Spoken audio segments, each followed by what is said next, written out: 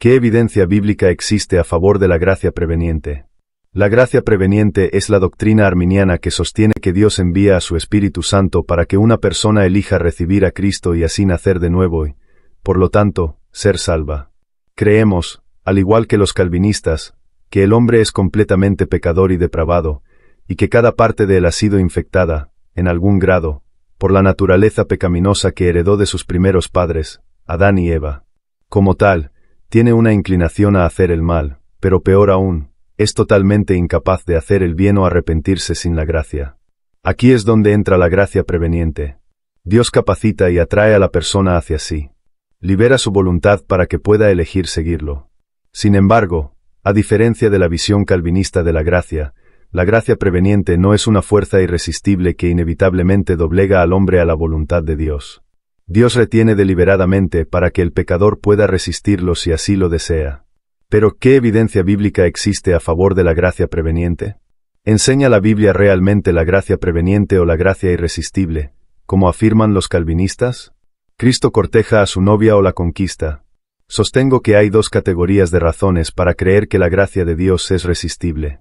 Dos categorías de razones. Creo que estas constituyen un buen argumento acumulativo a favor de la gracia resistible. Por cierto, considero que la gracia preveniente y la gracia resistible son sinónimos, así que alternaré entre ambos términos. Se puede inferir fácilmente de 4 enseñanzas bíblicas. Al igual que la Trinidad, y yo diría, el molinismo, incluso si la Biblia no abordara en ningún punto el nivel de potencia de la gracia de Dios, aún podría inferirse de otros 4 hechos que sí enseña. ¿Cuáles son estos 4 hechos? Son: 1. Los hombres son totalmente depravados y no pueden arrepentirse sin la ayuda de la gracia. 2. Dios quiere que todas las personas se salven. 3. Jesús murió en la cruz por todas las personas. 4. No todos se salvarán. Algunos terminarán en el infierno por la eternidad. Si estos 4 hechos son ciertos, la gracia resistible se deduce lógicamente de ellos. Si los hombres no pueden arrepentirse sin la ayuda de la gracia, 1, entonces obviamente se necesita algún tipo de gracia. Y si Dios quiere que todos se salven, y por lo tanto Jesús murió por todos, 2 y 3, entonces parece que el sentido común diría que Él enviaría gracia a todos para que se arrepintieran. Después de todo, ¿cómo podría Dios querer que una persona se salve y no enviarle gracia, sabiendo que no podría recurrir a Él sin ella? Eso sería como un hombre que quisiera casarse con una mujer, pero ni siquiera se lo propone. Sin embargo, el 4 hecho afirma que no todos se salvarán, algunos terminarán en el infierno por la eternidad. Ahora bien, si esta fuera una gracia irresistible que Dios envió a todos, entonces el 4 hecho no podría ser cierto. El universalismo sería cierto. Nadie iría al infierno, sino que todos irían al cielo. Entonces, si los hombres no pueden arrepentirse sin la gracia, y Dios quiere que todos se arrepientan, se deduce que Dios les enviaría gracia a todos. Pero si Dios enviara gracia irresistible a todos, se deduciría que todos se arrepentirían. De hecho, no podrían elegir no arrepentirse. Pero esta conclusión contradice el punto 4. Entonces, si los puntos 1, 2, 3 y 4 son todos ciertos, parece que no tenemos otra opción, juego de palabras no intencionado, que creer en la doctrina de la gracia resistible. Dios envía gracia a todos, pero algunos la resisten hasta el día de su muerte. Los calvinistas, pelagianos y semipelagianos no pueden aceptar esta verdad porque contradice sus sistemas teológicos. Entonces, ¿qué hacen? Los calvinistas niegan los hechos 2 y 3, mientras que afirman los 1 y 4. Los pelagianos y semipelagianos niegan el hecho 1, pero pueden aceptar con bastante comodidad los 2 a 4. Ahora bien, algunos universalistas podrían afirmar el 1, pero todos aceptan los 2 y 3, pero niegan el 4. Estas sectas comprenden que, para evitar concluir que la gracia de Dios es resistible, es necesario rechazar al menos algunos de estos hechos. Sin embargo, creo que las 4 doctrinas mencionadas están firmemente establecidas por la evidencia bíblica. A continuación, enumeraré algunas de las evidencias bíblicas que las respaldan. 1. Los hombres son totalmente depravados y no pueden arrepentirse sin la ayuda de la gracia. Este primer hecho es un hecho que todos los cristianos ortodoxos adoptan. Es la perspectiva comúnmente conocida como depravación total, aunque prefiero usar el término de Kenneth K. Atley, depravación radical, porque la depravación total tiene un nombre engañoso. Da la impresión de que la persona es tan malvada como podría ser. Es evidente que no todos son tan malvados como podrían ser. Más bien, es que la naturaleza pecaminosa, depravación, ha infectado cada área de la vida de una persona hasta cierto punto, de ahí la parte total del título. La evidencia bíblica de esto es abundante. La Biblia enseña que la humanidad fue creada a imagen de Dios, véase Génesis 1, 26-27, Génesis 9, 6, buena y recta, pero cayó de su estado original sin pecado por desobediencia voluntaria, dejándola en un estado de total depravación, pecadora, separada de Dios y bajo la sentencia de condenación divina. Véase Romanos 3 y 23, Romanos 6 y 23, Efesios 2, 1-3, respectivamente. Los seres humanos son fundamentalmente corruptos de corazón. La Escritura nos dice, engañoso es el corazón más que todas las cosas, y perverso, Jeremías 17, 9, cf. Génesis 6, 5, Mateo 7 y 17, Lucas 11 y 13.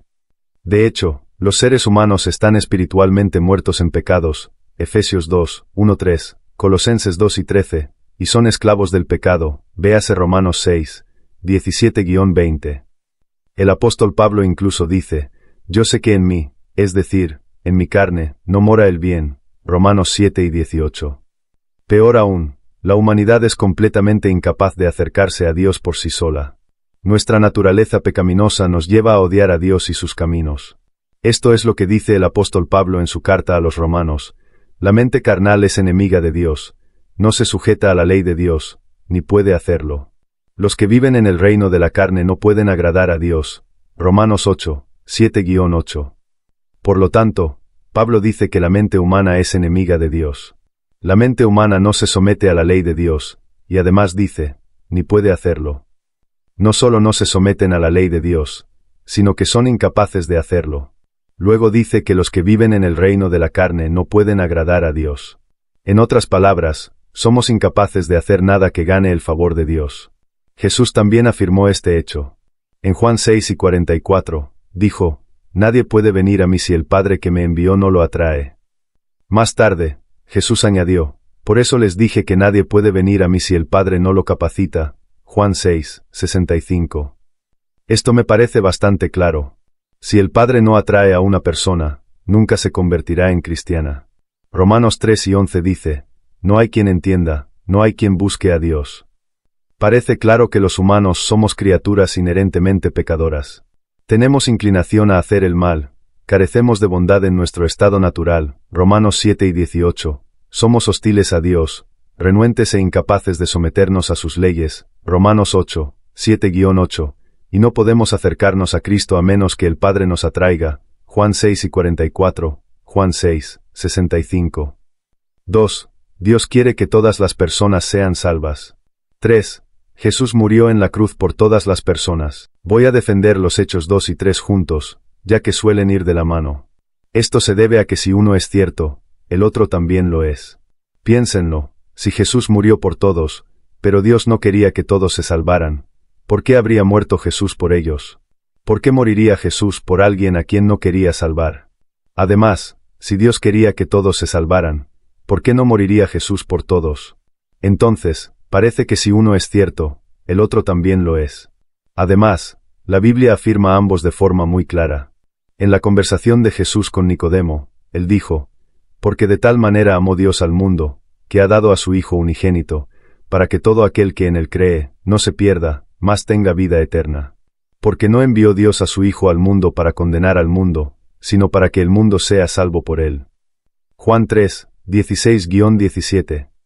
Jesús dijo que Dios amó al mundo que dio a su Hijo unigénito. ¿A quién se refiere Jesús aquí? Jesús se refiere al mundo. Entonces, cualquiera que sea parte del mundo es una persona a quien Dios ama y por quien Jesús murió. Ahora la pregunta es, ¿quién es parte del mundo? ¿Soy parte del mundo? ¿Eres parte del mundo? ¿Vivió Adolfo Hitler en el mundo? Todos los miembros de ISIS viven en este mundo y, por lo tanto, son parte de él. ¿Es Richard Dawkins parte de este mundo? ¿Qué hay de Sam Harris? ¿Es él parte del mundo? La respuesta es sí, sí, sí, sí, sí, sí, sí, sí.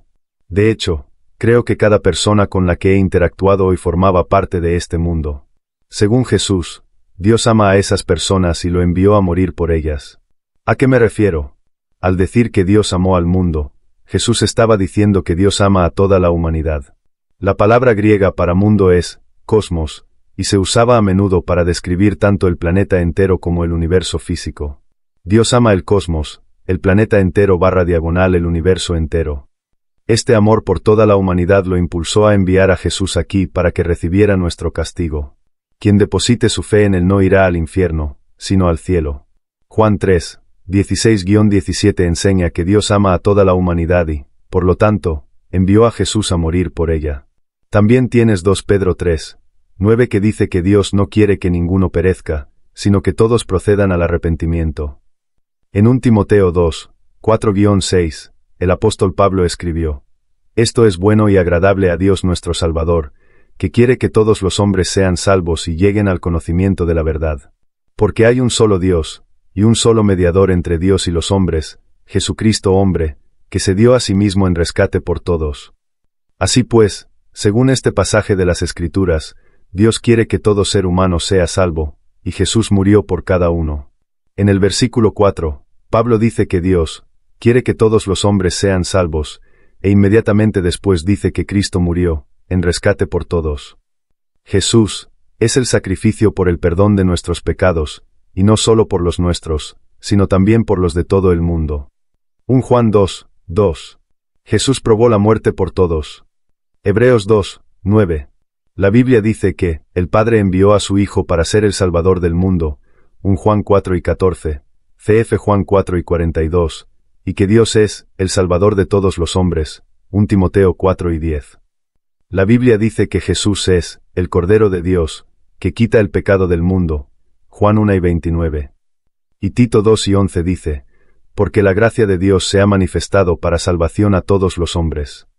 La Biblia afirma inequívocamente una y otra vez que Dios ama a todas las personas, quiere que todas las personas sean salvadas y murió en la cruz para expiar los pecados de todas las personas. Uno se pregunta cómo un calvinista puede negar los Hechos 2 y 3 ante una evidencia bíblica tan abrumadora. Bueno, siempre que los arminianos apelan a estos textos, los calvinistas suelen presentar 3 refutaciones, pero ninguna de estas objeciones me parece convincente.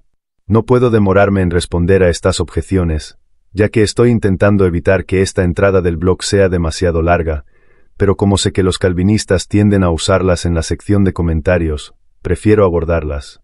Objeción 1. Todos, por ejemplo, 2 Pedro 3, 9, no significa todos los seres humanos que han existido jamás, sino solo toda clase de personas.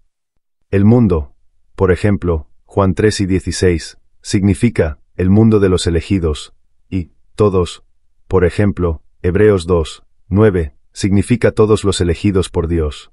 Así es como generalmente justifican estos pasajes bíblicos.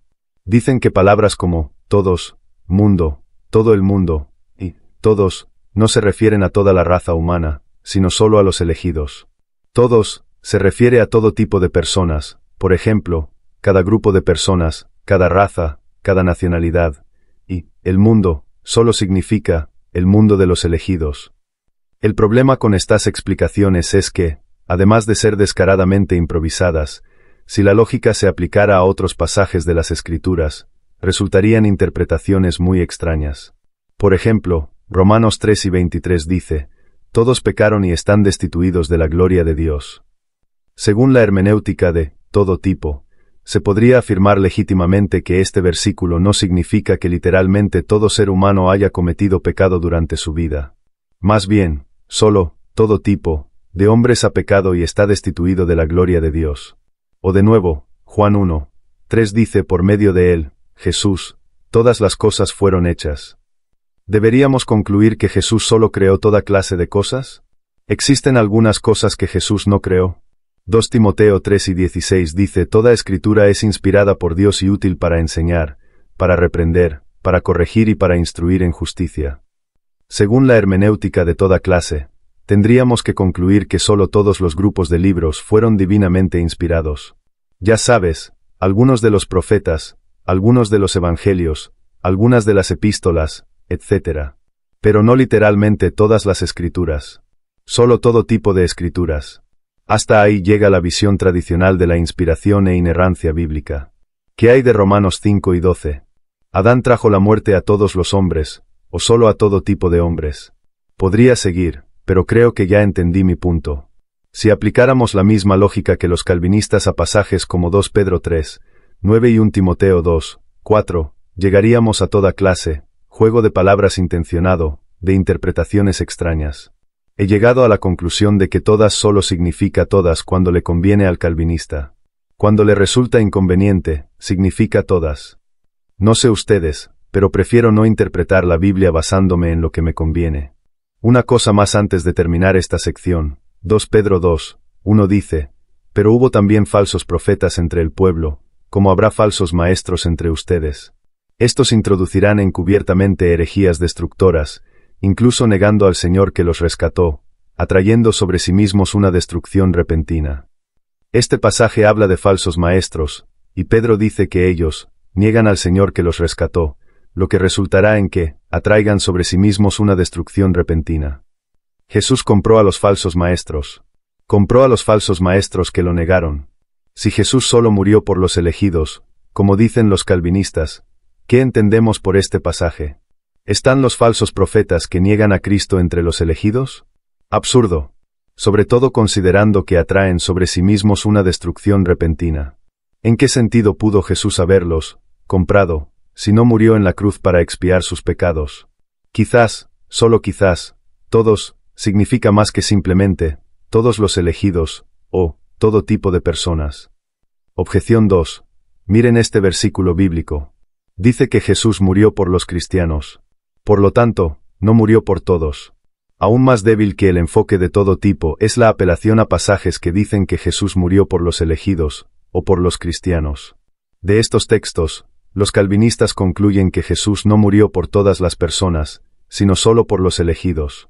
Por ejemplo, en Mateo 1 y 21, el ángel Gabriel le dice a María que Jesús salvará a su pueblo de sus pecados.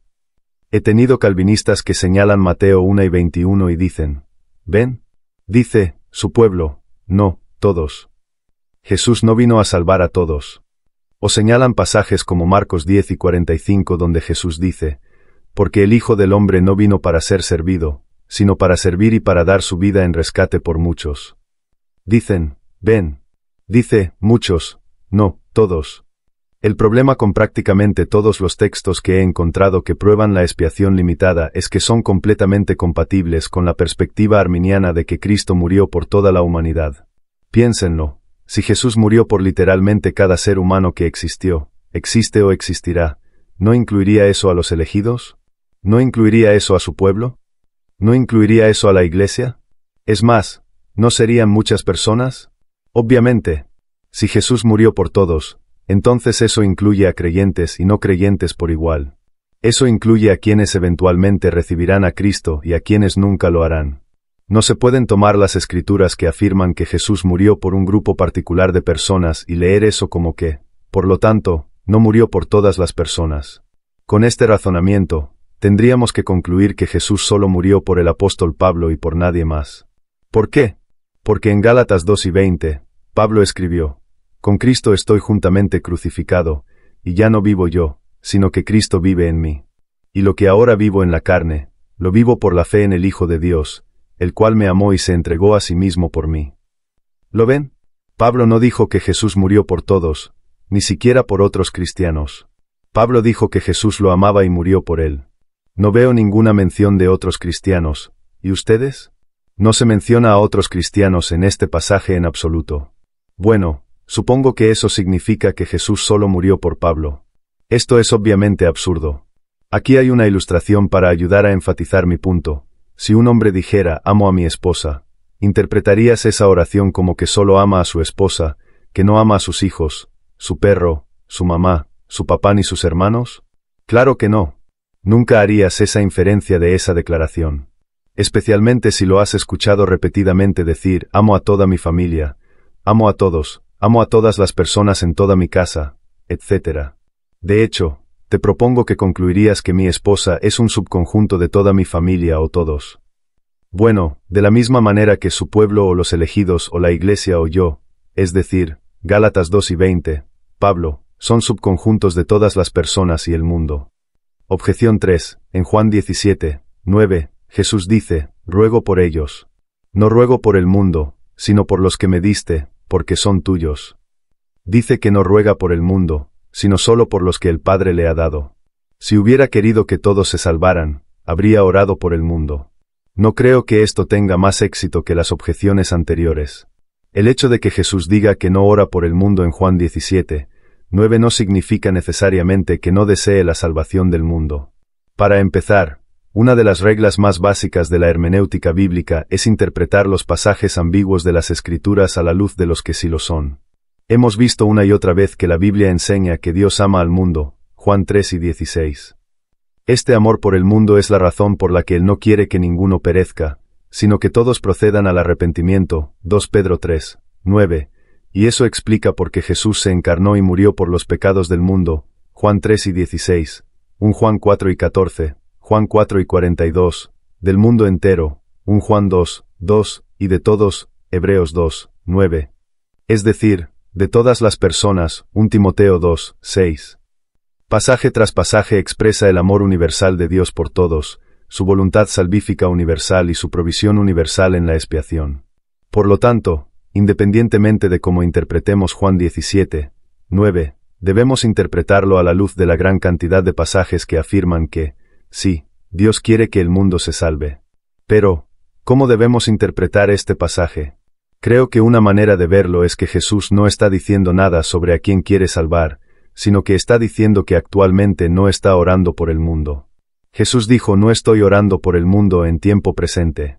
No he o no lo haré o nunca he orado ni oraré por el mundo.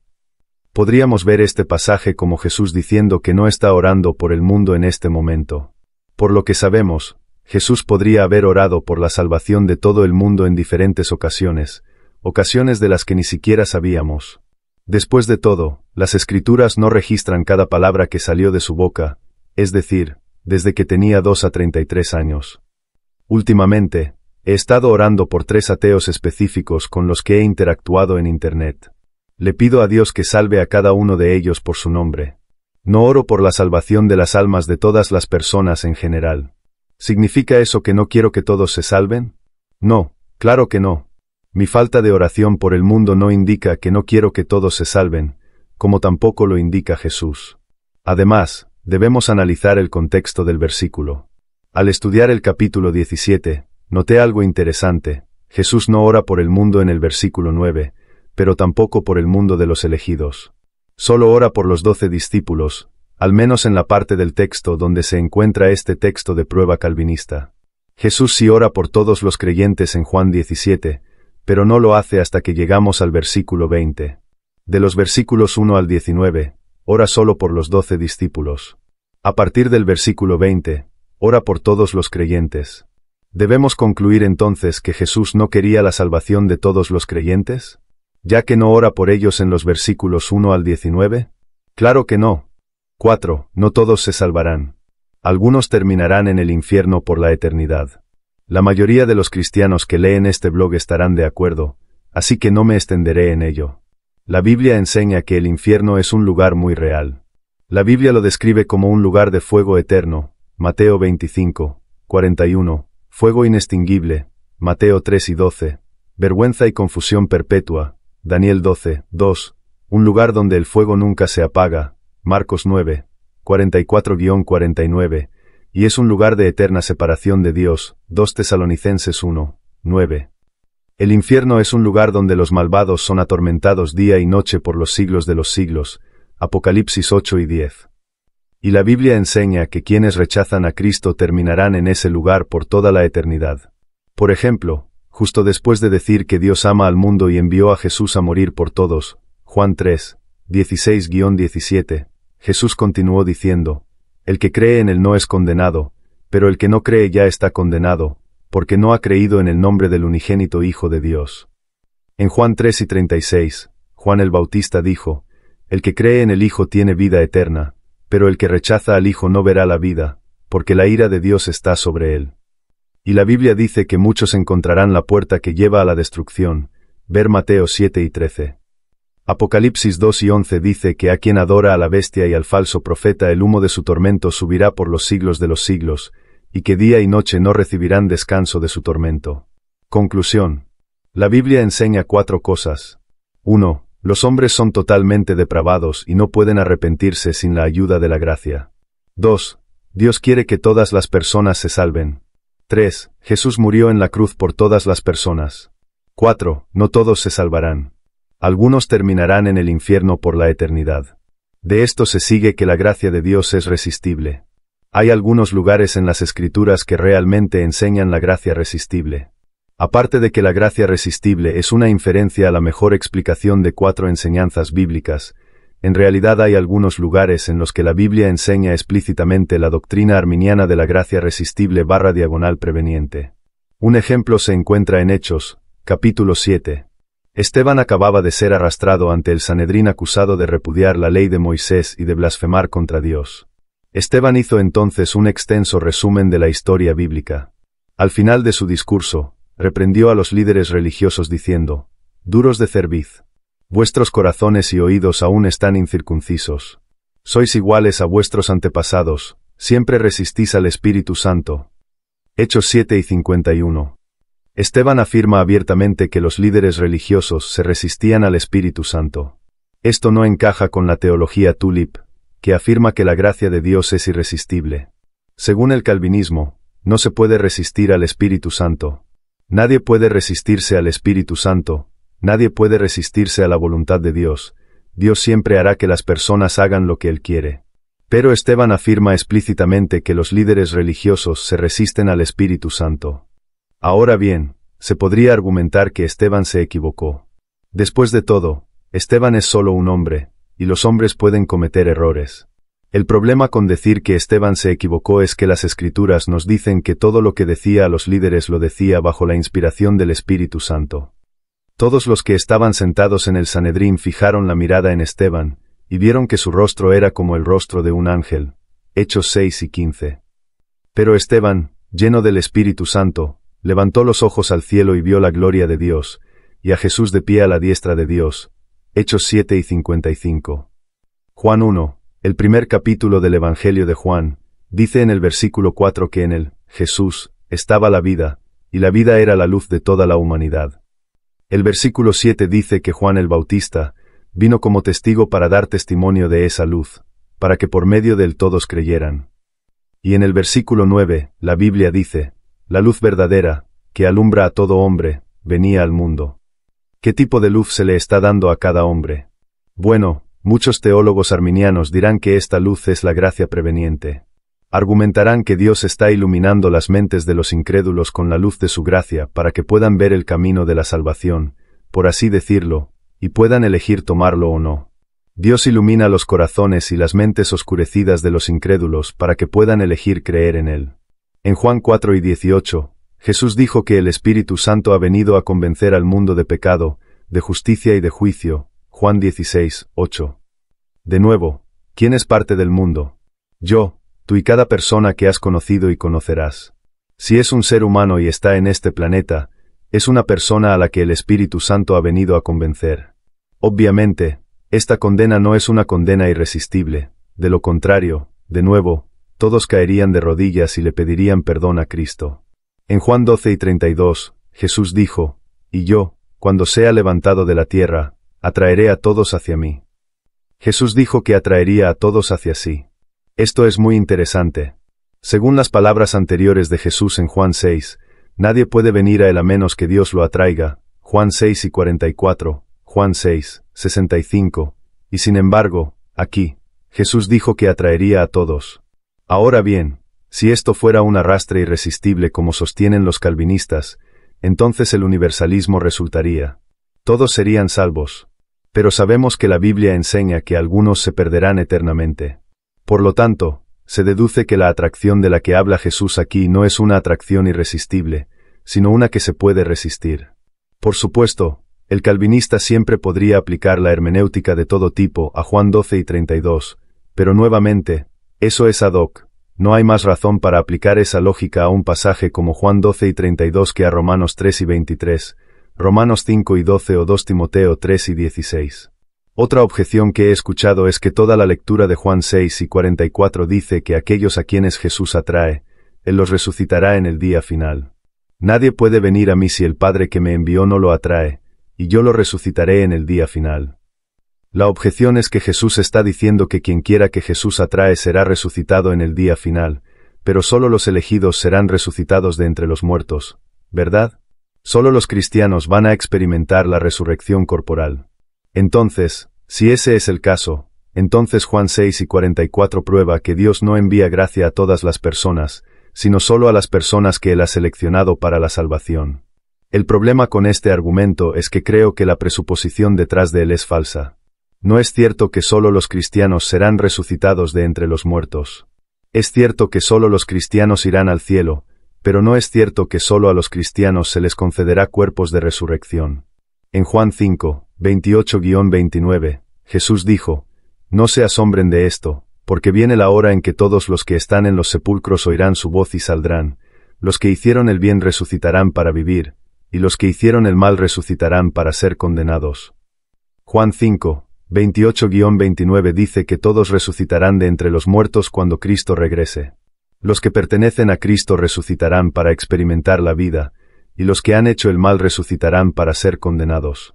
Daniel 12, 2 también dice: «Muchos de los que duermen en el polvo de la tierra serán despertados, unos para vida eterna, y otros para vergüenza y confusión perpetua». La Biblia es clara en que todos recuperarán sus cuerpos físicos, pero quienes han rechazado a Cristo aún tendrán que experimentar una eternidad lejos de Él. Así que sí, estoy de acuerdo, cualquiera a quien Jesús atraiga resucitará de entre los muertos. ¿Y qué? Por cierto, un dato interesante, en el mismo discurso, Jesús termina diciendo: «Yo soy el pan vivo que bajó del cielo. El que come de este pan vivirá para siempre. Este pan es mi carne, la cual yo daré por la vida del mundo». Juan 6 y 51. Jesús termina su discurso diciendo que daría su vida por el mundo. De nuevo, ¿quiénes forman parte del mundo? Todos.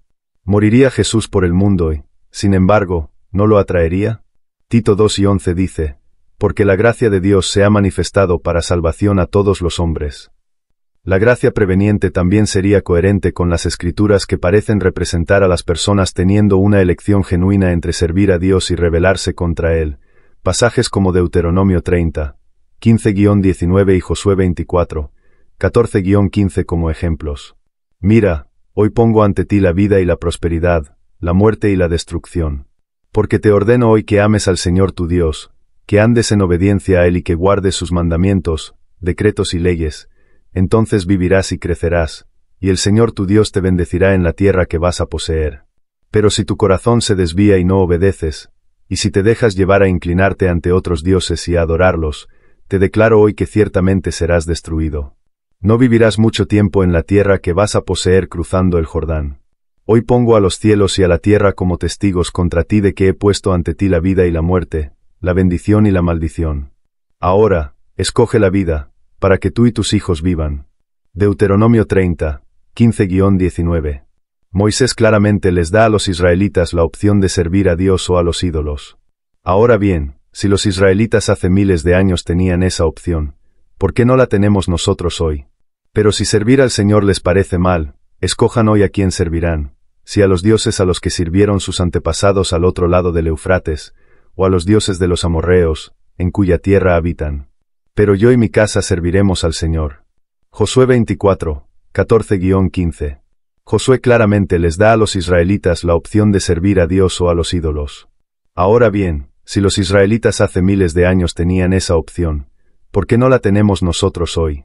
Además, según la perspectiva calvinista, Dios lo determina todo causalmente, por lo que tendríamos que concluir que la aparente oferta de elegir entre el único Dios verdadero y los dioses paganos era insincera. ¿Acaso Dios es insincero? Claro que no. Conclusión. Estas son las razones bíblicas por las que creo en la gracia preveniente. Espero que seas partidario de Tulip. Te he desafiado a replantear tu postura.